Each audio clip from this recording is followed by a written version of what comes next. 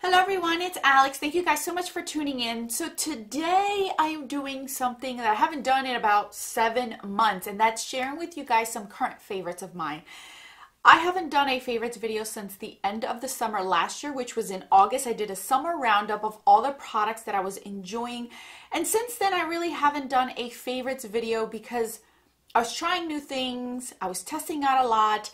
And now that I am on a low buy, there's not many things coming in, if anything, in my collection. So I have been sticking to some products. I have really liked some, and I wanted to share them with you guys because sometimes I have favorites that I had already that I never used, and you guys are probably like, whatever happened to this or that? So I wanted to share it with you guys. So if you are interested, just stay tuned.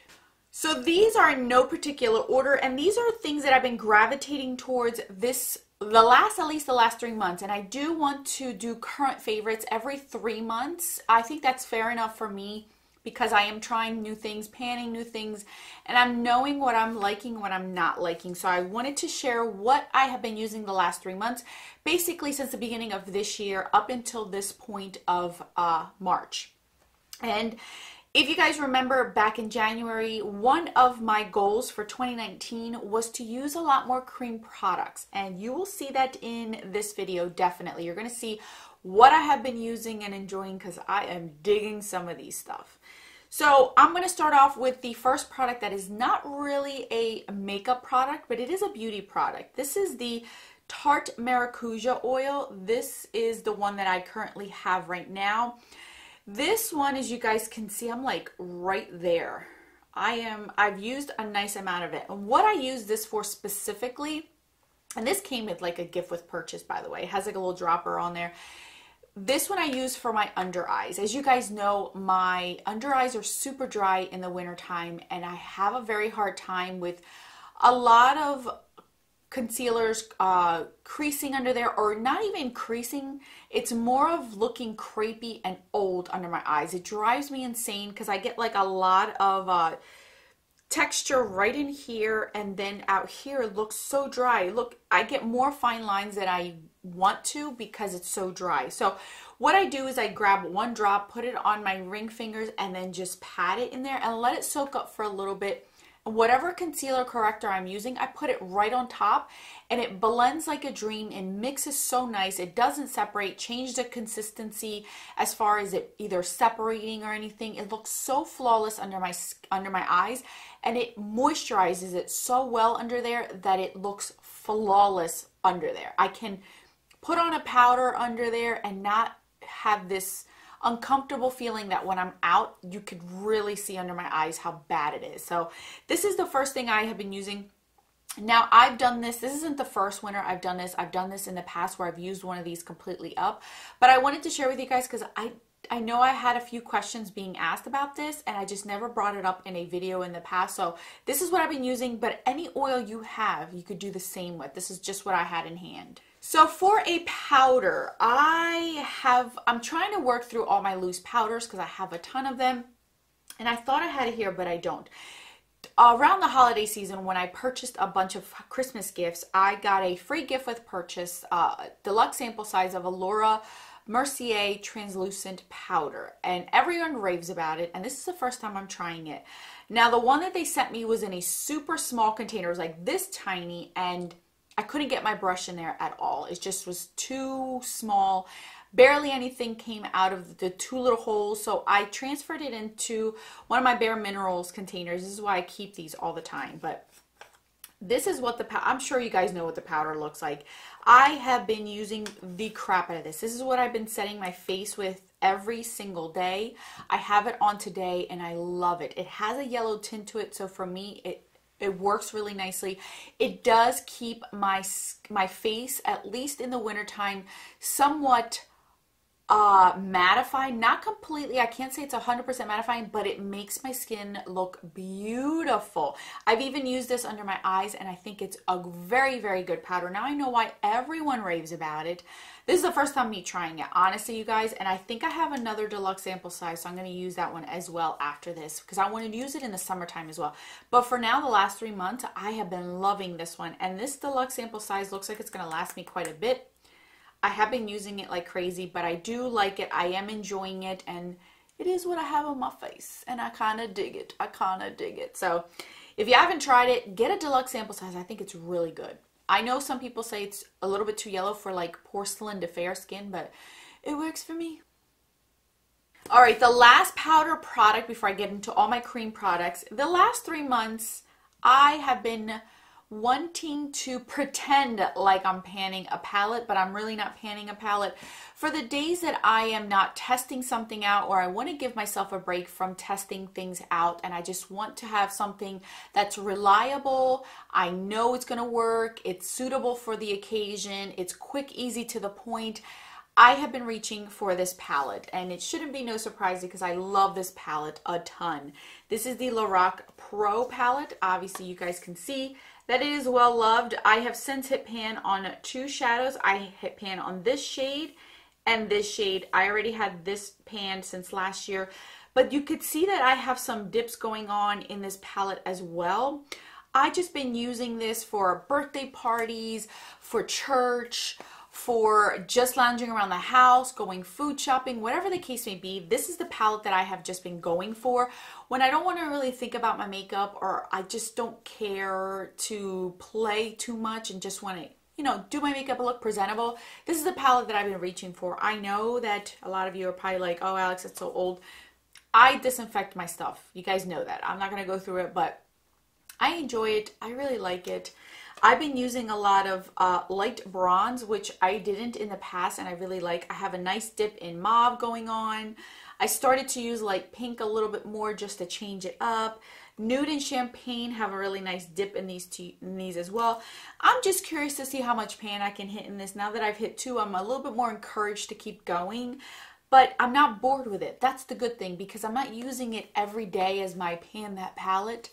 I'm not bored with it because I'm mixing and matching, using it with other things, putting glitter on top of it just to have fun with it. And I've fell back in love with it the last 3 months, and I'm still using it every single day that I am not testing something out. So I kind of fell in love with this one again. Okay, on to cream products. I have 4 cream products to share with you guys. The first one is a blush, and I don't have it on today because I gave myself a break, but I have been using this a lot. This is the Lise Waiter Blush Fondant Supreme in Terracotta. I have mentioned this in a Worth It or Worthless for you guys.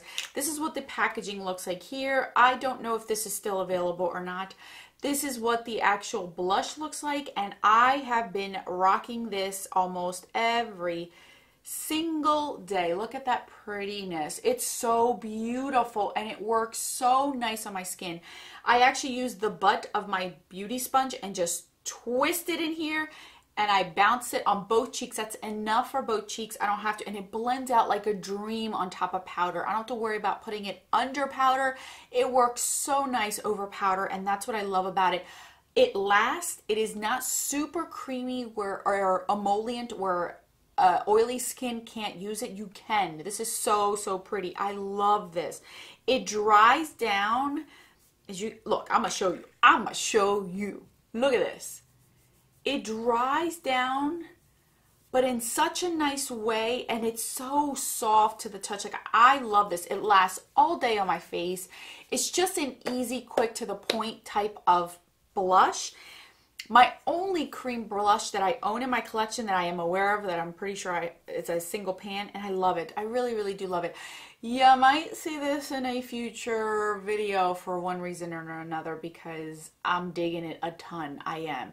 You get 6 grams of product in here. So I don't know how much you get, like, as far as mentally, I'm trying to think of 6 grams, what that is, but it seems like it's a lot. So I have been loving it. I don't know if it's limited edition, but that's my cream product that I've been using for the last 3 months nonstop. It just sits in here. I give myself a break here and there like I did today. But so far, that's the one that I have been really, really using and honing down on. The last 3 products that I want to share with you guys are eye products. So here we go. My love for Maybelline Color Tattoos has never died, you guys. I have pulled out my Bad to the Bronze. You guys have seen this. Come on. Come on. If you haven't heard about this, where have you been living? So this is the one that I have now. I love this as a one shadow look. So what I've been doing is, if you haven't seen a swatch of this, let me share it with you guys. So this is a swatch of it right there. And what I do is I'll just rub it and then put it on my lid and then grab a fluffy brush and just blend the edges of it, and it like blends into my crease in a very flattering, almost matte way, and it doesn't look as pronounced as it does like right here. When you blend it out on the edges, you could see it kind of looks like a brown crease color. So what I do is I pat it on my lid and then blend it out. When I want a quick, on the go, reliable, non-creasy, lasts all day for oily lids type of eye look, these are the ones that I've been using. So this is the first one, and it doesn't look as bronzy on me if I don't go too heavy-handed. If I just put it on, it looks like a nice wash of color. It looks put together, and like I've used a few shadows, but I only used one, and I love it. I do. I really, really fell back in love with Bad to the Bronze. I'm happy it's permanent because I got a nice dip in mine. So we're going to keep on using it until I'm officially fed up with it. But for now, I've just been digging this one. It's been sitting in my drawer. Love it. Now for another one that I have been loving. And this one, I did have to revive it. So I'm a little bit bummed, but it still works perfectly fine. These are the, let me try to find the name of these. These are the London, what are these? Butter London Eye Glazing, and this is what the packaging looks like, and this is in the color bronze. Now this one's the only one that has kind of been drying on me, but I've used a ton of it, as you guys can see. What I did is I just grabbed my Duraline from Inglot, put like 2 to 3 drops in it, blended it out, and mixed it up, and it still works perfectly fine. It's still, look at this, it's so good.